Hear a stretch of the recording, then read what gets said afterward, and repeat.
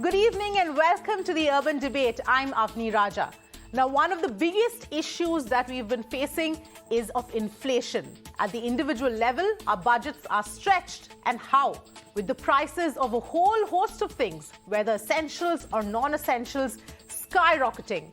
Now, when that happens, people start reducing the amount of things that they buy. And when a large population does that, it has larger implications on the macroeconomic level as well. High inflation hurts economic activity. That affects our purchasing power as well. Now, one of the ways to tackle inflation is through the Reserve Bank of India's policies. And that's what we've been seeing over the recent past. RBI has been hiking the repo rates aggressively and once again is expected to do so tomorrow at the credit policy announcement. Now, the repo rate is the rate at which banks borrow from the RBI.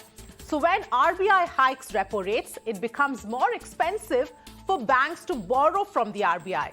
In turn, the banks then have to increase their own lending rates. What does this mean? This means that it becomes more expensive for you and me to borrow from the banks, and our EMIs then go up on our current loans and new loans.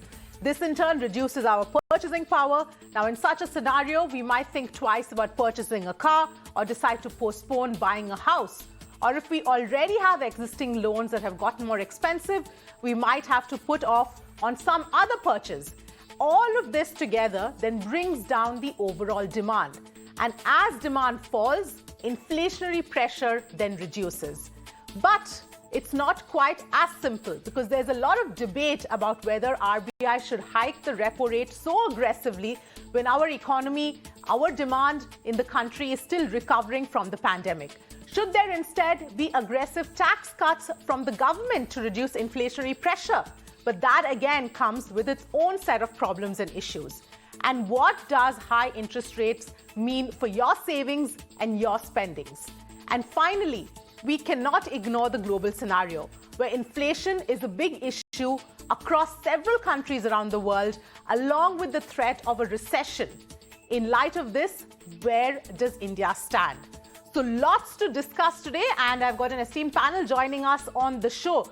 We've got Dharendra Tayal, a BJP leader. Ajay Bagga, market expert, will be joining in. Sunil Sinha, principal economist and director, India Ratings. In fact, also with us, Madhvan Narayanan, senior journalist and economist, and PV Subramaniam, in fact, personal finance expert. Thank you, all of you, so much for joining us here on this particular show. We've got lots to discuss here, but first, let me really start with Sunil Sinha and ask you about the RBI action. In your opinion, from an economic perspective, how effective are these aggressive rate hikes on the inflationary pressure currently, especially given that this inflation is not really demand-based, but supply-led? You are right that the current bout of inflation has more to do with the supply side disruptions. But let's also not forget that if the supply side disruptions caused inflation is not tamed in its initial days, then it can actually, spill over and can become a more generalized inflation. And there have been several episodes of this kind that we have seen in the past. So if one really looks at those episodes and the policy action that was taken at that point of time, I guess the current situation certainly demands some action on the part of the RBI to really do their bit in terms of taming the inflation. Because, this not only translates into actual inflation, but it also translates into inflationary expectation. Now, once the inflationary expectation sets in, and becomes more entrenched in the economy, then taming it becomes that much more difficult. So, considering all of these, I suppose and I guess there is going to be more rate hikes. And at the current juncture, in my view, this is inevitable. Okay. Mr. Narayanan, coming to you here, what then happens to overall demand, to consumer confidence? Because if we look at anecdotal data as well and the way people have been reacting ever since the pandemic came in, and after that as well, now that we're coming out of the pandemic, demand, confidence, all of that was completely battered, and we just about saw recovery coming in, and the Russia-Ukraine war then hit. Where does that leave us? Let me first begin by disagreeing minorly with you. You said that the current inflation is not demand-based but supply-side wise, and I'm not sure if that is an accurate point, because the point is that a lot of money was pumped into the global economy to fight the pandemic, so that the pinch of the pandemic will be offset with a lot of palliatives or cushions in the form of easier money to help the recovery process and all that. So now that money is still sloshing about. Like, the rain is over, but then there are puddles all around. So there's a lot of puddles of demand waiting. So it's unusual for US and Europe to have inflation in the rate of 8% or 9%. So, and it's also important to understand that we are now living in a connected world where money flows from developed economies into developing economies or emerging markets like India. So we are in a connected world where both interest rates, foreign exchange rates, as well as inflation sort of interconnected, especially through oil prices. So coming to your point on the pandemic, it is true that it's a bit of a shock because the Ukraine war was the one unexpected. As the famous saying goes, there are known unknowns and there are unknown unknowns. So the Ukraine war turned out to be an unknown unknown, whereas inflation resulting from cheap monetary policy was a known unknown. So we have to juggle both, and there's no running away from this, because if the RBI, for instance, doesn't make your loans costlier by raising interest rates, it's going to be difficult, because if oil prices shoot up and if there is a knock-on effect, then we'll be importing inflation. Therefore, it's good to be prepared for a round of inflation. As Mr. Sinha said, inflationary expectations are part of the inflation problem. Therefore, we'll have to balance this out. And yes, it means the shoe will pinch for all. The government's job is to make sure that the pinching is not very, very hard. If you take, for instance, EMIs, most probably the home loan companies that will essentially extend the tenure of the loan rather than increase the EMI, so that over a period of time, the cushion is there for inflation to be managed. Some of us will have to tighten our belts, whether it means using less petrol in your car for the more affluent, or substituting, let's say, tomatoes with onions for the poor. It could be anything, as they say. But I think there is a bit of an aftershock of the earthquake called the pandemic. So that's the way to look at it. And to some extent, it's also because India is now integrated into the world economy. And if, for instance, the rupee has already become, touched 80 rupees, stronger rupee is bad for exporters, which again pinches us. Too weaker rupee is bad for oil prices and the knock-on inflation effect it will have on household goods. So the RBI has to walk the tightrope. The question is not about the shock. The question is about how much shock to deliver per 6 months. Right now, the outlook in India, nobody seems to agree that the inflation will be less than 7% by the end of the current financial year, which basically means it's the best case scenario is 1 percentage point above the highest level of inflation tolerance that the Reserve Bank of India has. So it means that we'll have to surf out the rest of it. It's like a test match where you have to bat for a draw this financial year and hope that things won't get worse. What we are doing right now, there's a lot of good news because we still have a lot of good foreign exchange reserves, and the inflation pinching may not be as bad as Western economies. We are used to 5% inflation, we are at 7% now. Whether the Western economies are used to 2% inflation, they are at 8-9%. So there's a relatively a better position to be in. But there's no way we can avoid this. So what we are doing is essentially carry an umbrella to avoid the rain. So to that extent, the RBI has shed its what is called a dovish stance of being a little soft and having a bias for growth. Right now, it seems to be what I call no bias. I always saw Shaktikant Das as someone who felt on the side of growth. Right now, he's in a position where he has to bat to guard the wicket rather than score runs. And therefore, that's what I'm expecting. Yes, it will pinch us all to some extent. What we'll be watching out from Nirmala Sitharaman and Shaktikant Das in the coming days to see is who gets pinched how much and whether there are some safeguards in place. For instance, the monsoon has been good in the rest of India, but in the north there has been a bit of a shortfall. Right. If wheat prices go up, it's bad for the economy. Yes. Similarly, if vegetable prices go up because of the heat wave, then that's again bad. So we have to surf this out. So we'll have a clearer picture probably by Diwali. That's the way I see it. All right, fair enough. Ajay Bagga is also with us. Mr. Bagga, my question to you is in terms of this entire argument about how much should RBI hike rates and whether the government should cut taxes more aggressively. It's quite a conundrum in that argument as well. For example, the government has been increasing excise duties, which has sent prices soaring as far as fuel is concerned, for example, but giving good revenues to the government. But if the taxes are then cut significantly to cut inflation, the revenues will fall, and that then adds to, of course, fiscal deficit as well. And that again has an inflationary impact. So it's quite a difficult situation that the government has to navigate here. Absolutely. I totally agree with you. It's not an easy situation. I don't anticipate tax cuts to come in. In fact, if you look at the windfall tax, that was a new joker in the pack brought in. So I'm not expecting any tax cuts. As far as the inflation goes, RBI has missed its mandate, the upper range of the mandate of 4 plus 2% for 6 months already. By its own projection, it will miss it for the next 3 months. In that kind of a scenario, at least a 50 basis points is warranted. I don't think anything less than that will do. It's a blunt instrument of policy. You can't increase supply globally of crude oil, or you can't stop Russia, Ukraine by raising your interest rates. But Avni, 85 central banks from April 1 have raised rates by 50 basis points or more.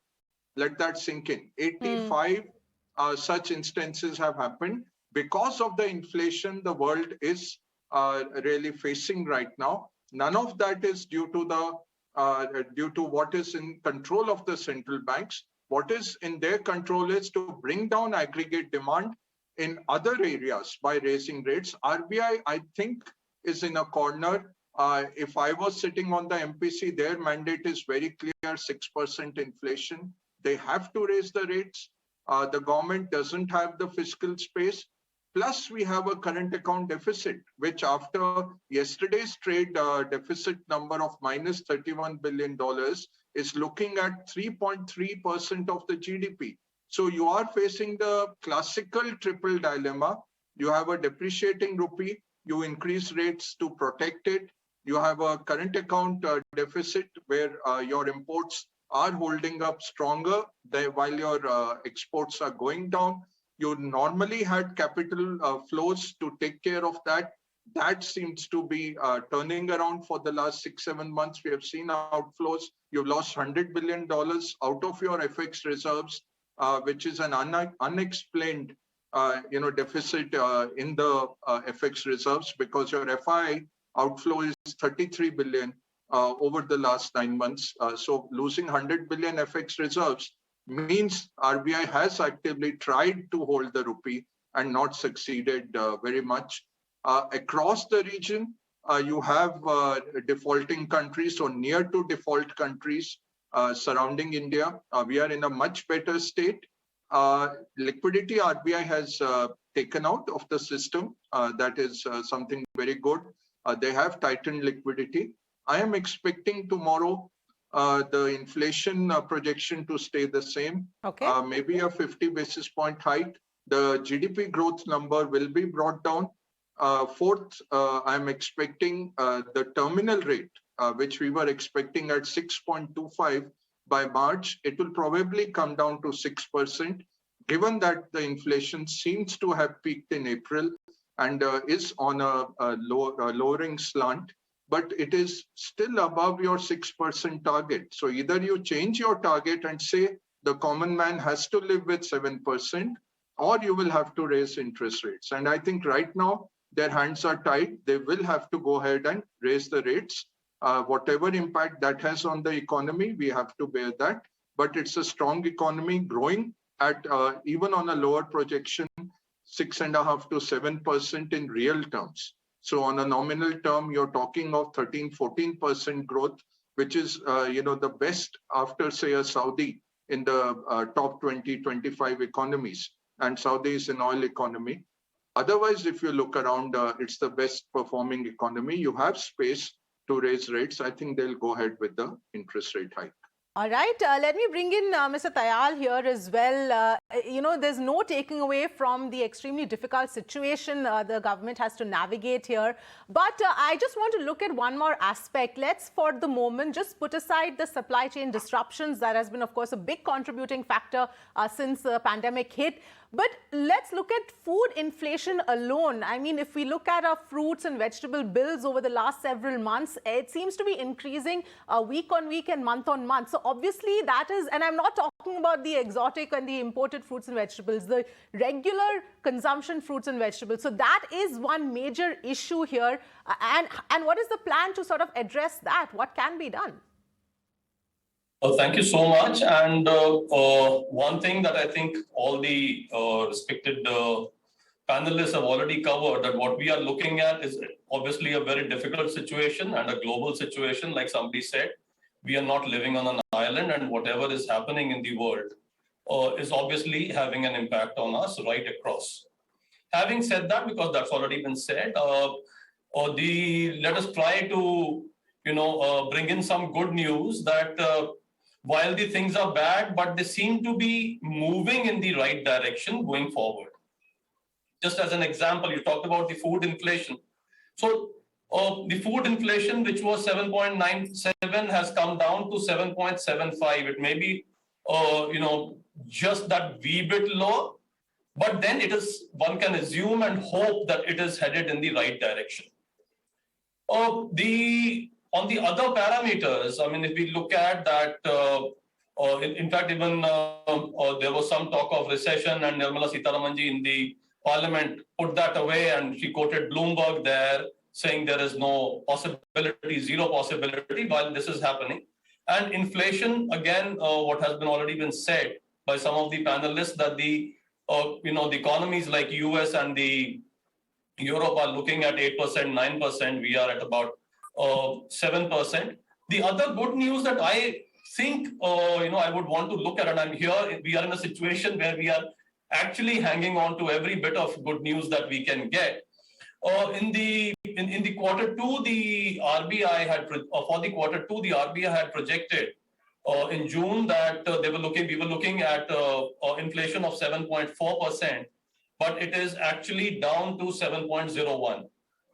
So if in quarter three, the projection which is there of 6.2 actually follows a similar pattern, we may actually end up being in the same band which we want to be, which is we may actually be lower than the 6%. So maybe I'm being very optimistic and clutching on to the straws that are there in the economy, but I'm hanging on to the good news that is around, that are we over it and are we headed in the right direction? The policies that the RBI and the government that they have taken, are they already yielding results? To me, it seems they seem to be. Another good news that I was reading the other day, because one thing that impacts us enormously, whether it is our trade deficit or it is our forex reserves, is obviously the price of the fuel. And the June policy which the RBI declared was based on $105, whereas today we are looking at $100. But the good news is that the way China, there are headwinds in China and the US, and the way we have increased our share of fuel from Russia. There was some information data which was there that from 3.4%, it has gone up to 18.8%, and it is obviously it is highly subsidized. also, like I said, with the way the economies of China and the US are going, which are actually fuel guzzlers, there is a likelihood that the fuel prices may actually ease to about $90. Now, if that happens, that can be a big boon for us. Of course, the monsoon has been mentioned, and by and large, I would say a satisfactory monsoon, and the grain productions have also been good. The factory output is looking good. So, given all these parameters, and as Mr. Baga just said, that of all the economies, barring Saudi Arabia, which has its own parameters, we seem to be doing the best. So, possibly we may be looking at things improving in the near future. Okay. Let me bring in Mr. Subramanian here as well, because, a lot of the questions that we get at this point in time is how to navigate a high interest rate scenario, especially in a situation when the fixed deposit rate, interest rate that I'm getting is still lower than the inflation. So I'm still ending up losing money. So what is the advice here for people and savings? We have been getting a negative interest rate for a very long time. Only the last few years, as inflation was lower, we are getting 1 or 2% interest positively in terms of real terms. Are we going to make any change there? No. But interest rate going up, we are cribbing about interest rate going up. Think of the senior citizens, retired people who are living off the interest. They are getting some kind of a relief if their interest rates go up. So what happens is banks will very quickly change your EMI, but they may not change the interest rate so quickly. So one good thing is look at the senior citizens, they're getting better rates. Will higher interest rates bother people who are borrowing for buying a car or buying a house? The answer is no. Because over a 30-year period, you will have times when you will pay lower rates, sometimes you pay higher rate. You largely, when you're an employee, you look at, can you afford the EMI? You're not really worried on every quarter, how much is the interest changing, unless it's dramatic. These kind of changes we will accept in our stride. And this is a good time when people should be perhaps investing in equities, because the debt instruments are not going to give you great return. So even if you're a senior citizen, you will have to take some stake in equity. Maybe you put 70% in debt and 30% in equity or 20% in equity. So this kind of combination you will have to do. Secondly, when people talk about inflation, vegetable prices are going up. There is absolutely no doubt. But the rate of inflation is not as high as people make it out to be. Eating out is expensive, buying the branded goods is expensive. Those things have got expensive, but not really the food items, and public transport in India is anyway subsidized. So a lot of people for whom those things matter, the crude price increase is not passed on in public transport at all.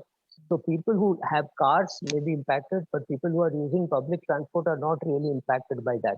So it's all, we'll have to manage it. There's no doubt. I think Ajay Bagga said, 85 countries in the world have increased interest rates. Yesterday, England has increased interest rates. How are we going to be very different? We're not an island, right?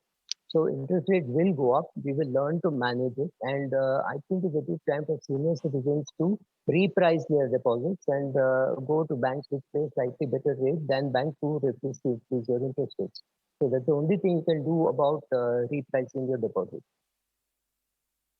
Enough. In fact, I'm going to go back to Sunil Sinha at this point in time, since Mr. Tayal mentioned the recession angle.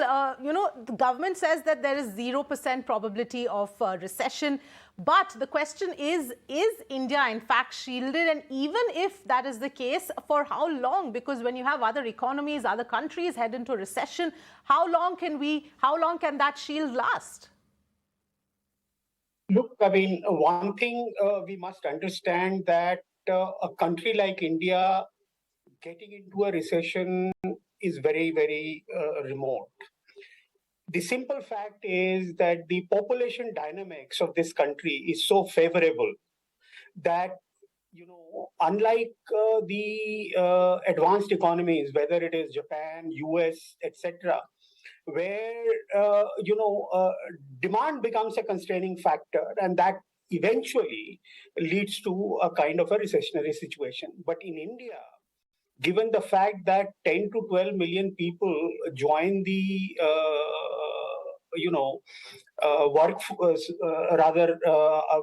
workforce every year, And even if we assume that only 10 or 20% of them actually get the job, rest 80% don't, still you are getting the delta which will keep on driving the demand. Even if the demand from the existing consumers go down, every year you will be adding new consumers who will be demanding new goods and services. So in such kind of a scenario, unless and until you have a situation like we had in fiscal year 21 where the economy was shut down, no economic activity took place, it's unlikely, unthinkable that a country like India with such a the favorable population dynamics will ever face a recessionary situation. I mean, I'm saying that irrespective of what happens elsewhere in the world, because India is still largely a domestic demand driven economy. It is not an export oriented economy like China or maybe Japan. And so to that extent, I guess the domestic demand itself will keep pushing the overall demand in the economy, and that will result in positive growth. Now, one can debate whether the overall growth will be 5%, 8%, 3%, 2%. Those can be debatable issues. But to believe and expect that India will get into a recession, a very remote chance. Okay. Ajay Bagga, do you agree with that? Is India as delinked as to say that no matter other countries go into recession, we are shielded, we won't head down that route? See, we are a very big domestic economy. We are 65% of our GDP is from private domestic consumption. That's the big safety net that we have. We don't have that big an export as part of our GDP. In fact, we import more. And if there is a global recession, we will get impacted, as we saw in 2008, 2009, and the government came with very strong measures which helped India to wade through that crisis. This government already, with the kind of measures that have been taken on making manufacturing stronger, helping corporates to deleverage, strengthening the banks, all those 7-8 years of measures have made this economy much more stronger. But it ultimately comes back to the Indian consumer, who's very resilient. A lot of our consumers are at subsistence levels, but they are also at very strong resilience. So we don't anticipate. Again, it will be a global issue. Tomorrow, if China takes out the Taiwan semiconductor factories, then you won't have cars, you won't have electronics, you won't have mobile phones until you please the Chinese, because 90% of the global semiconductors will be in Chinese control. So if that's something like that comes, you would have an issue. But you look at the Indian economy, you add on agriculture plus domestic consumption and the government sector, you're more or less through. And all three of those are largely immune to a global recessionary spiral, unless it's a March 2020 lockdown situation, where we came back in a V shape very strongly. We don't anticipate, but we never say 0% probability, because who knows what is there in store tomorrow. You know, what Xi Jinping is playing on his console tonight and what goes in his mind, nobody can say. We were very confident in November last year, even in February this year, that Russia will not attack Ukraine, everything will be fine, there'll be saber rattling. But the way things went after February 24th, all bets are off. You have to have a very worrisome macro. And as investors, we look at opportunities in the micro. That's how we are playing it. But India, definitely we are one of the most resilient economies, largely because of the Indian consumer and a lot of the measures that this government has taken over the last 8 years to strengthen the basic structure of the economy. Yes, absolutely. Mr. Narayanan, the other issue that has always been a major one is that of jobs and employment. I mean, recent CMI data shows that unemployment was at its lowest in the last 6 months. But what is your own assessment of that situation? Thank God you asked me that question, Avni, because I was raring to go on this. Because we seem to be sitting in a panel where we are, talking about India not being in a recession. India's problem is not recession. Not having a recession is a matter of relief. It's not a matter of celebration. The real problem India is facing is jobless growth. And if the CMI data, I take it with a pinch of salt because Mahesh Vyas is a bit of a pessimist, I see. But, the fact is that it does have an impact. There are two big problems India will face in the coming days. And let me stick my neck out on this. First is if a minor contraction in the growth rate, it's not recession, but a slowdown. In that case, if there are 1 million people entering the workforce every month, as it is generally believed, then we are looking at jobless growth, which can have a social and political impact.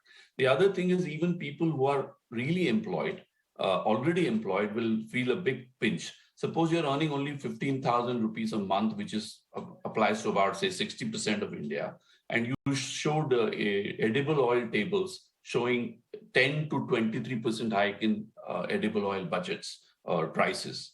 So what does this mean for a simple person like somebody who drives a car for a living or has a domestic servant? So these are the people who will be impacted, and this will have a political impact if we don't watch it carefully. So this is not about macros.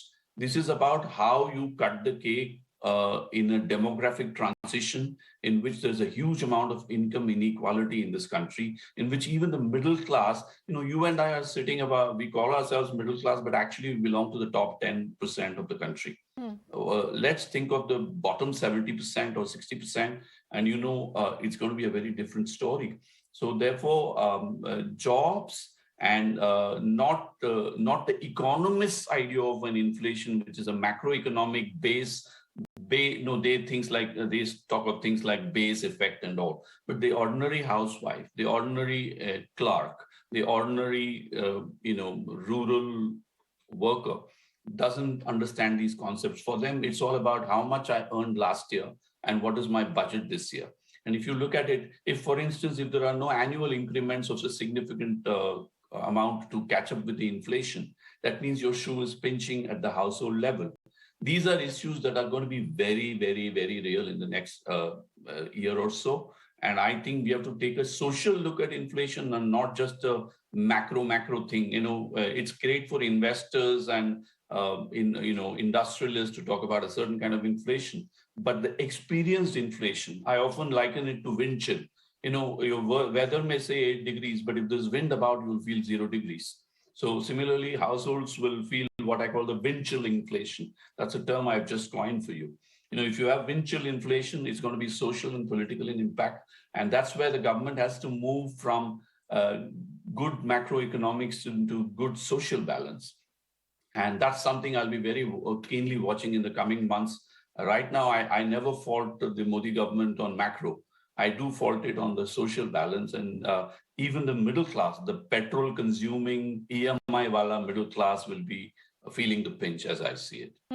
Fair enough. In fact, Dr. Tayal, would you like to come in there and respond to this specific issue and what Mr. Narayanan has raised? So evidently, I agree, where you are saying that the data is there, the jobs are going up, and the recent data that I also saw, not just are the jobs going up, but also the salary hikes, and these are the salary hikes. The report that I was seeing was mentioning these salary hikes exactly, not just at the uppermost CXO levels, but at the band that Mr. Narayanan was talking about, the 15,000, 25,000 band, that the increases there are far more than were there in the previous 2 to 3 years. So that is where there is going to be more income, and that is where, if the salaries are going up, obviously there are more jobs also coming up. So that is one aspect. The other aspect that he's talking about on the Modi government looking at the lowest strata of the society, Antodaya obviously has been the closest, and the government has literally poured in crores and crores of rupees to see that the lowest end of the society does not suffer right through the pandemic to today, even to today, so that they should get that leverage. It is not a matter of that the pandemic is over and the SOPs are being withdrawn, but they're continuing so that they get that time to get back on their feet. So, and of course, like I said, all the possible measures to control the inflation, whether it is, the macro inflation ultimately affects at the micro level. So all the methodologies that could be adopted, I would say where you had to stand up to, because we were talking about the the Russia-Ukraine war, where you have to stand up to the US and the Europe and rest of the world to say that, okay, my people come first. And I'm not going to sacrifice them under any circumstances. So the government is extremely sensitive to this and is taking all the measures that are necessary. And things, like I said right at the beginning, that the things seem to be moving in the right direction. Some hard decisions that had to be taken have been taken, but very delicately, and they seem to be yielding results. And at least I am looking at the future very optimistically. Okay. Ajay Baga, would you also like to come in here on, all right, I think we've lost that line with Ajay Baga, but I want to in fact bring up another issue here, Dr. Tayal, with respect to the new information that I'm just looking at, that rice could emerge as the next challenge for global food supply. In fact, research shows that about 13% of the total rice planted area has declined 13% this season due to lack of rainfall in some areas, including in Bengal and UP. This could, as we know, have huge ramifications as well. Is there anything that the government is looking at in terms of addressing this issue? To be honest with you, I would have thought that since we are having a pretty good monsoon, the productions would be good. The wheat production, I know, we've had record wheat production, but immediately I don't think I have a response to this.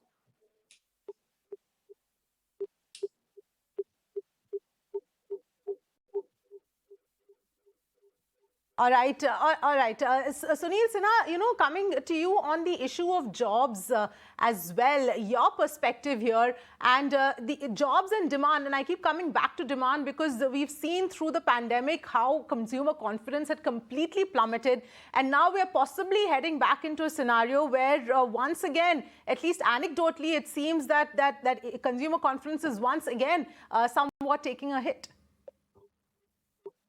Look, so far as consumers are concerned, and the way the economy is shaping up, in my view, this is something which has been talked about a lot. That yes, a recovery is happening. There is no doubt about it.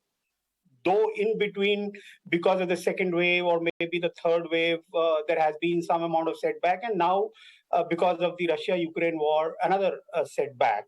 But in the middle of all these, if you look at the high-frequency indicators, they are still indicating that the recovery has not got completely destabilized. There is some bit of problem there, but they do recover and then again move forward. So to that extent, yes, we are on a path of recovery.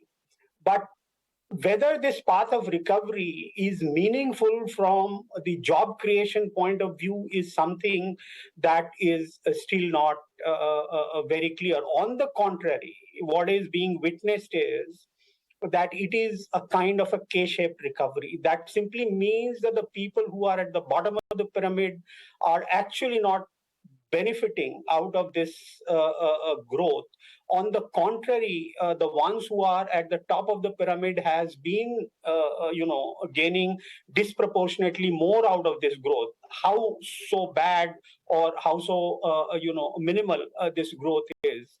Now, the implication of this going forward is that when we will look at the macro data, namely just the GDP number, you may still feel very happy about it that, look, despite all kinds of headwinds, whether domestic or global, we have still managed to grow at, say, whatever, X% in real terms. But the fact of the matter is that the benefit of the growth has not been distributed in a way that it can actually reach out to a large section of the population. So that is going to be a major challenge going forward. And in my view, this is something that needs to be. I mean, if I look at the corporates, or for that matter, banking sector, and I look at their balance sheet, whether we look at the banks, whether we look at the corporate balance sheet, I mean, in these 2 years, which have been so devastating for the households, has actually been very, very good for repairing the balance sheet. The corporates are, able to repair their balance sheet. Banks have been able to repair their balance sheet, but we cannot say that the households have been able to repair their balance sheet. So that is where the real challenge is. Do you agree with that with respect to this entire process as far as jobs is concerned? Look, jobs has always been a challenge in India. I mean, it's not a new story. I mean, if you go back and look at in the past also, I mean, there have been different committees which were constituted. They gave their report as to how to generate, a significant amount of employment in the economy. But this is something which is easier said than done. I mean, we have had GDP growth, but never in the past the GDP growth has accompanied the kind of job creation that we needed for the economy. So, and that challenge continues to dog us. Right. And I really don't know what is the real way forward. Right. I mean, one of the way forward suggested is focus on manufacturing. But let's not forget that manufacturing of 30 years ago and the manufacturing of today are very different. It cannot generate the kind of employment which manufacturing was generating 30 years ago. So that's the crux of the problem. Right. Ajay Bagga, would you like to come in here, please? Yeah, I think, you can keep criticizing the government. It's very little governments can do on all these things. We have to become a Turkey or a Greece in terms of tourism services jobs. We have to have enough Indians speaking Japanese, Korean, so they can go ahead and migrate and populate those kind of countries. So you need, hundreds of initiatives like that. Manufacturing jobs, what China did in 1979 to the 2000s, those low-end, low-skilled jobs will not come in. What the government has done very well is on the infrastructure part. And infrastructure gives you a huge multiplier of 7 to 8 times. You build a road, you build a port, you have doubled the number of airports in the country. That infrastructure spending will have a very strong waterfall effect of generating jobs. But we will have to go into service sector jobs. We won't get that labor-intensive manufacturing jobs to come in, no matter how hard we try. I totally agree that that has changed. But I also think that it's not as pessimistic, to keep talking about. There is no system. You think the 600 to 700 million Chinese who are on subsistence have really benefited from 50 years of China? The Chinese reforms, or do you think the princelings sitting in China, who are all billionaires, are as unequal as the Chinese peasant or the Chinese worker sitting in a dorm with 40 people to a room? So it gets broad brushed that there is no percolation of jobs, or the trickle down theory doesn't work. It has not worked in communism. It has not worked in capitalism. Nowhere it has worked. What we need for India, we will need a universal basic income sooner or later, so that everybody is beyond subsistence. We will need a welfare state for the rapidly aging population. Third, we must have an immigration policy where we make our youth capable, sensitized to different cultures, and be able to go and populate those countries. There's a huge demand, and Indians are well known to do very well across the world when they emigrate. The 30 million NRIs are generating a huge surplus. It helps our current account deficit every year with the $70-80 billion of remittances that we get from them. So it will be a multi-pronged strategy. Again, you started with 13% Indians in the organized sector. So your EPFO numbers, if you see, India is a glowing example. But you look at the 600-700 million Indians who should be employed, then you realize it's a lot of underemployment because it's an agrarian economy, which is urbanizing. That takes decades of work. It doesn't happen in 5 years. But, a lot of the infrastructure, a lot of the manufacturing schemes on PLI, I think that is going to pay off. It won't be enough. You should be a Turkey or a Greece in tourism, as I said. And like that, we have to find enough other things with a safety net. I think what this government did very well was ensuring food reached to everybody. There was no starvation due to COVID, but we are seeing the rural economy threatened with this migration remittances having gone down post-COVID. A lot of people did not return to those subsistence jobs in the urban sector. And we are seeing, if you see two-wheelers, if you see durables, if you see even consumer goods, in terms of the rural economy, we are seeing. So we will need to raise the rates for agricultural produce. You will need direct benefits to be transferred to your agrarian population, and you will need a safety net. Jobs, the world is now, Avni, we are at 1.75 times the world is the population versus what is sustainable on the earth. We have reached a 1.75 limit.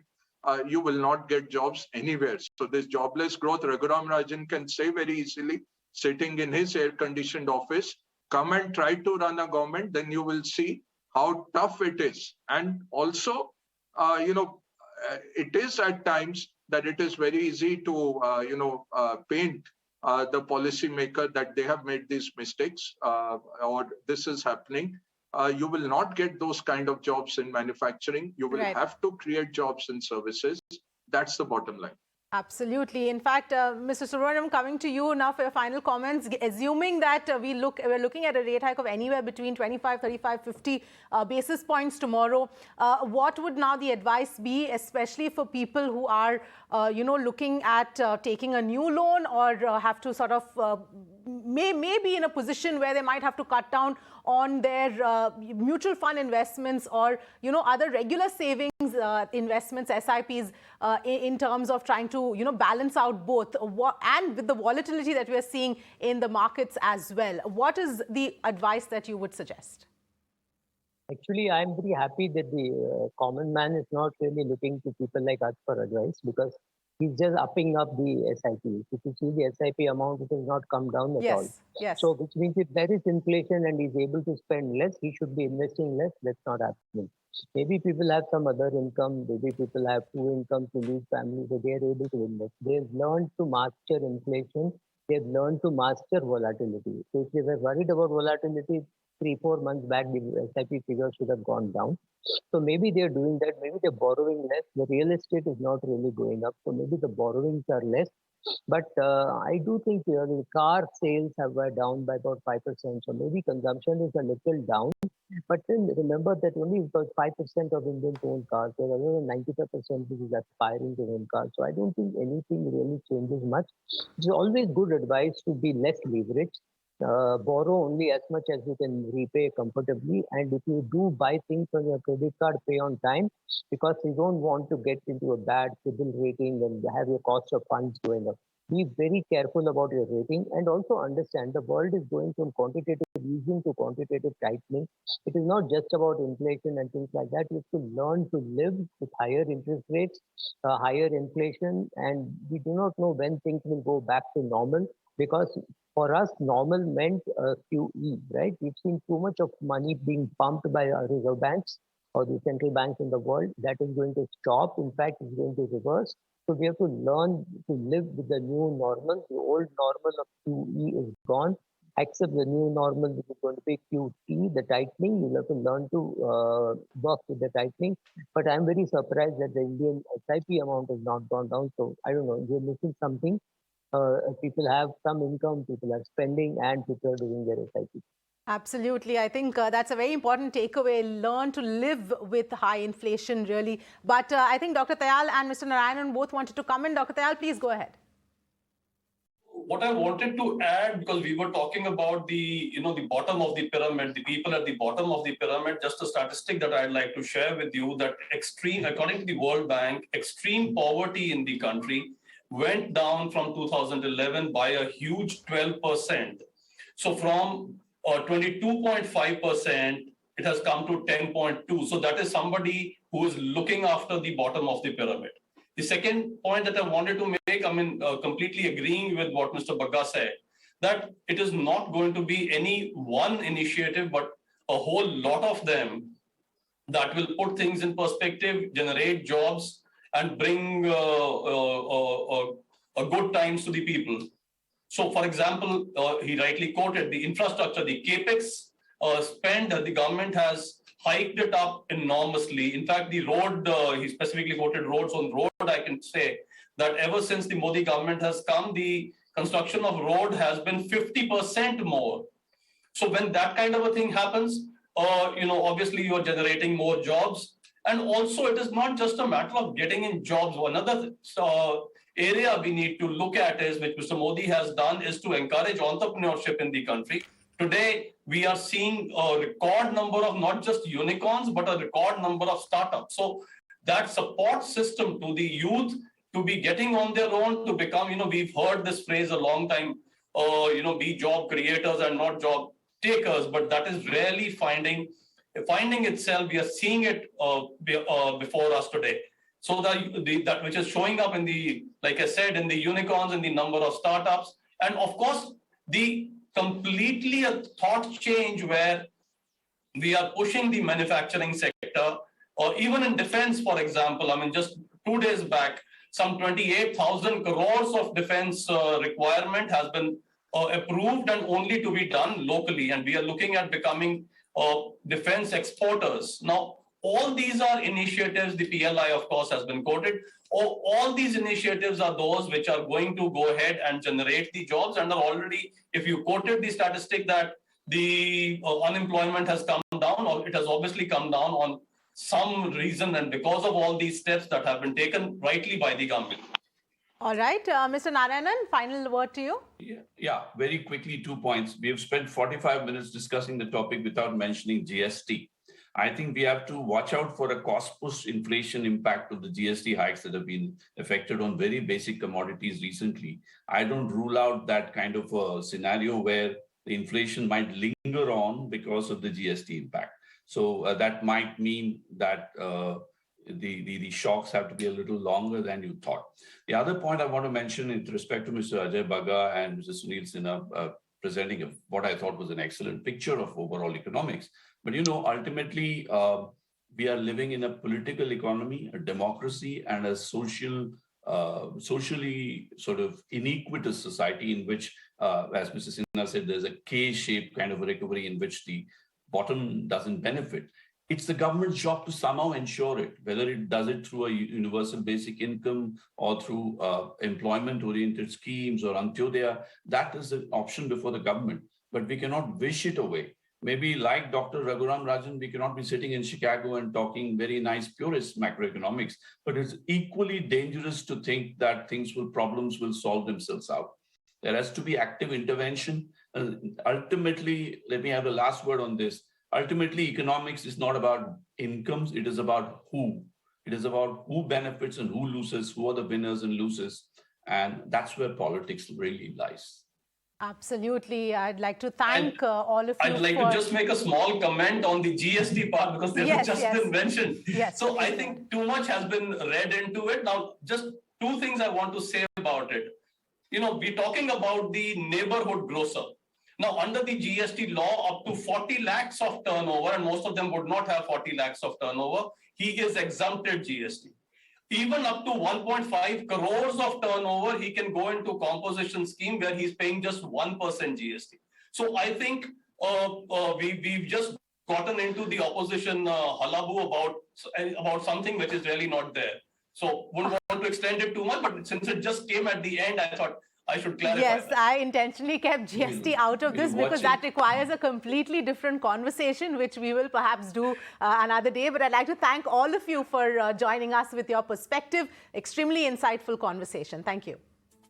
On that note, slipping into a very quick break, we'll be back.